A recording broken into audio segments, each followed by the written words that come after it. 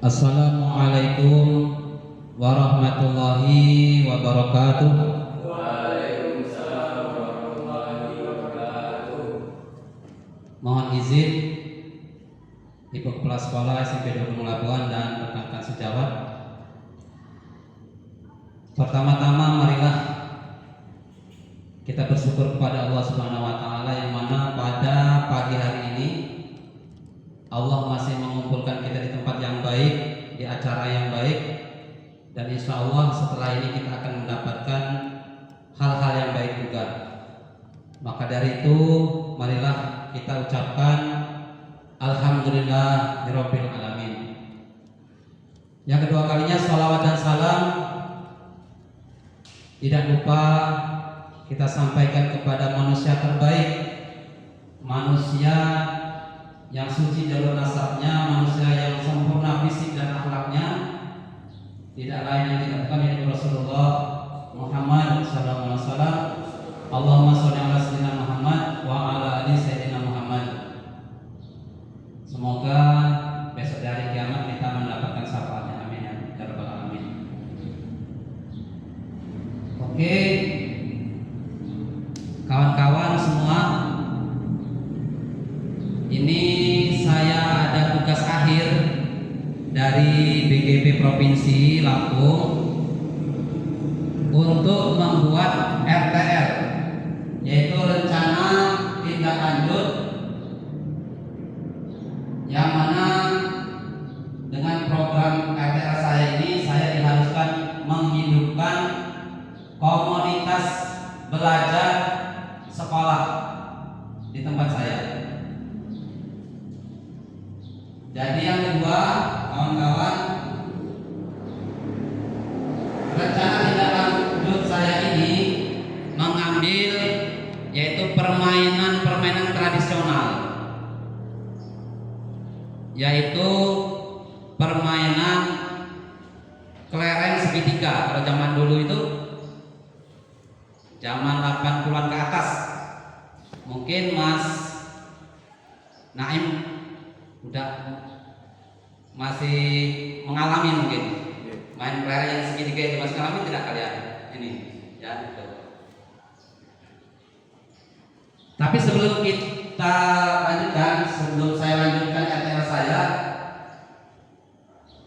supaya semangat, ada ice breaking dulu.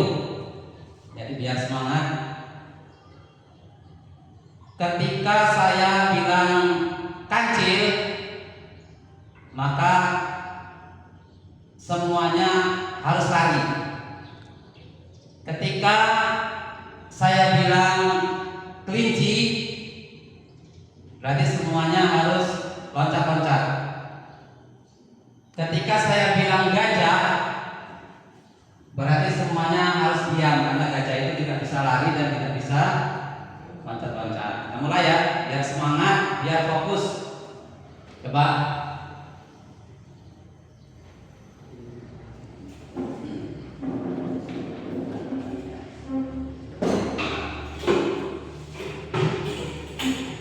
Ya.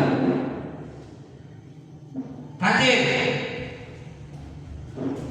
Kancil. Kelinci. Ulangi, kelinci. Kancil. Gajah. Nah, terima kasih. Silakan duduk kembali.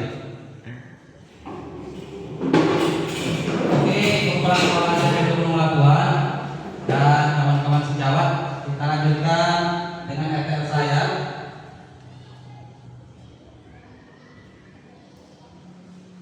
Yang pertama yaitu latar belakang permainan tradisional kelereng.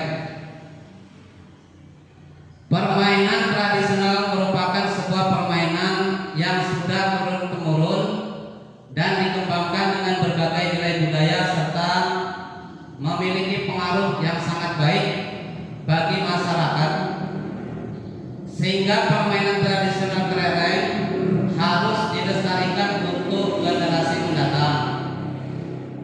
Dalam permainan tradisional memiliki berbagai manfaat yang baik bagi anak dalam mengembangkan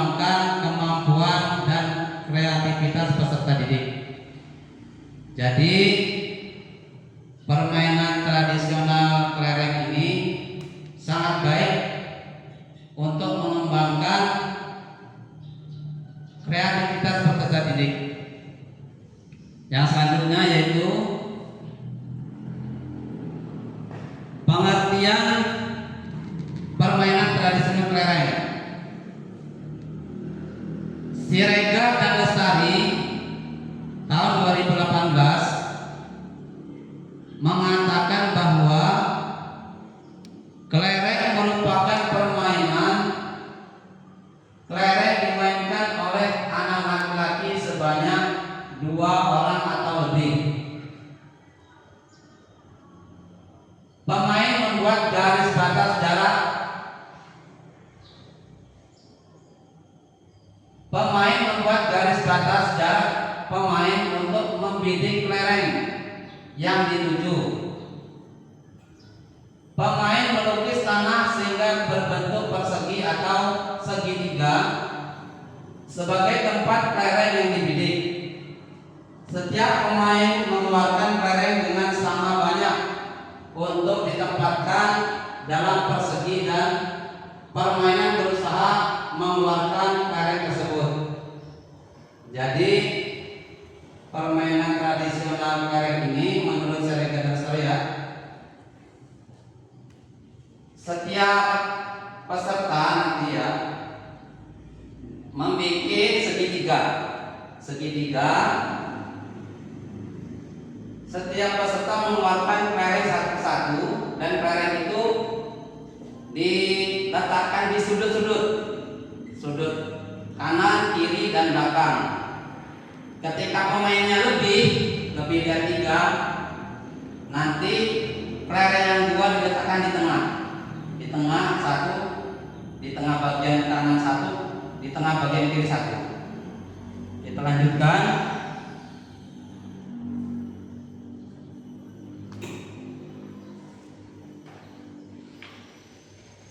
Pemain yang berhasil mengeluarkan kelereng dari tempat tersebut maka mendapat peluang mematikan semua kelereng lawan dengan cara mengenai kelereng pemain lain.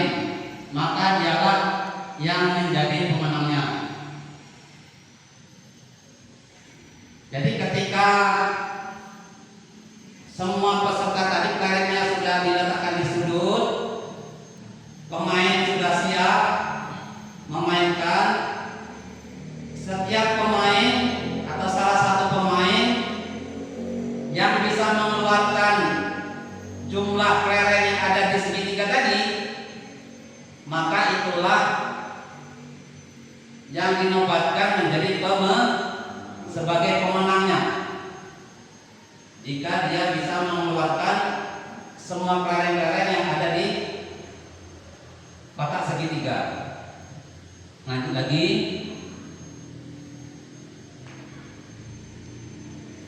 Selanjutnya yaitu tujuan tindak lanjut atau RTL. Yang pertama yaitu melatih konsentrasi siswa. Hal ini karena untuk dapat menembakkan kelereng hingga mencapai targetnya,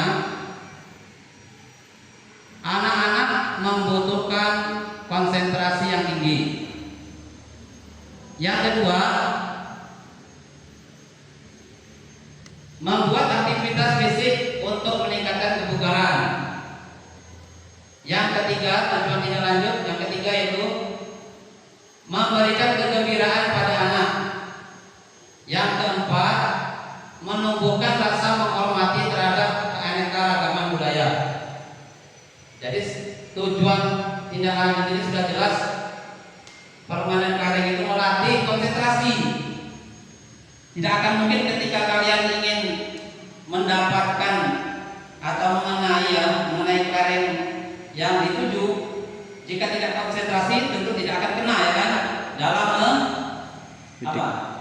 Dalam membidiknya, ya kan, dalam menembaknya. Jadi yang pertama melatih konsentrasi siswa. Meningkatkan kebugaran tentu.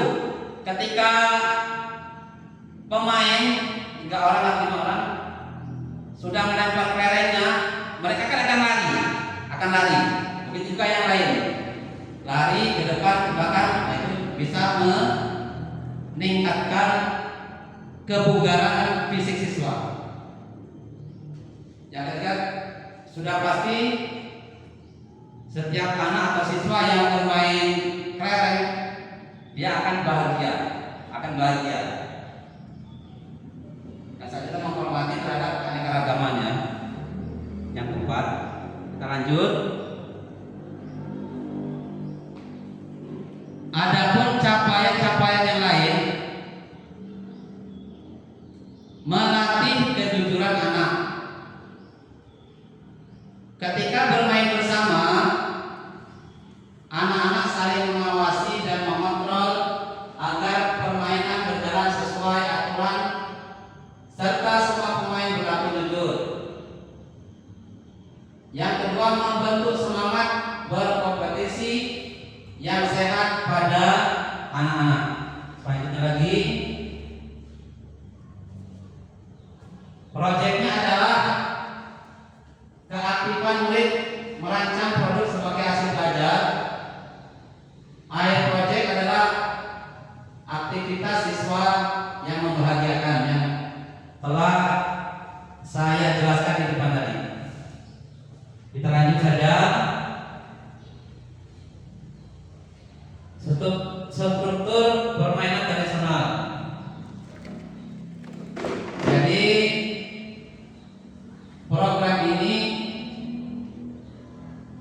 merupakan salah satu ekstrakurikuler untuk mendalami dan menghayati pemahaman siswa atau murid. Yang selanjutnya itu aset sekolah yang kita miliki atau yang ada di SMN 2 Gunung Labuan. Yang pertama yaitu memiliki kepala sekolah. Yang kedua, tenaga pendidikan yang profesional telah S1 semua, jadi telah sarjana semua. Alhamdulillah ya. Semoga ini untuk aset kedepannya lebih baik lagi untuk SMP 2 Gunung Labuan. Selanjutnya siswa dari kelas 7 sampai dengan kelas 9, masing-masing kelas akan mengirimkan perwakilan sesuai minat dan bakat untuk menjadi panitia atau peserta, atau juga hanya sebagai penonton. Aset sekolah yang keempat adalah lapangan olahraga yang cukup luas, ruangan kelas yang memadai, ada perpustakaan, dan juga ada lab IPA. Kita lanjut. Terima kasih. Jangan ragu untuk menghubungi kami jika Anda membutuhkan informasi lebih lanjut. Dan kami ucapkan terima kasih atas perhatiannya kepada seluruh kawan-kawan sejawat, kepala sekolah. Cukup sekian dari RTL yang bisa saya sampaikan. Kurang dan lebihnya mohon maaf. Kepada Allah saya mohon ampun. Kami akhiri. Wassalamualaikum warahmatullahi wabarakatuh.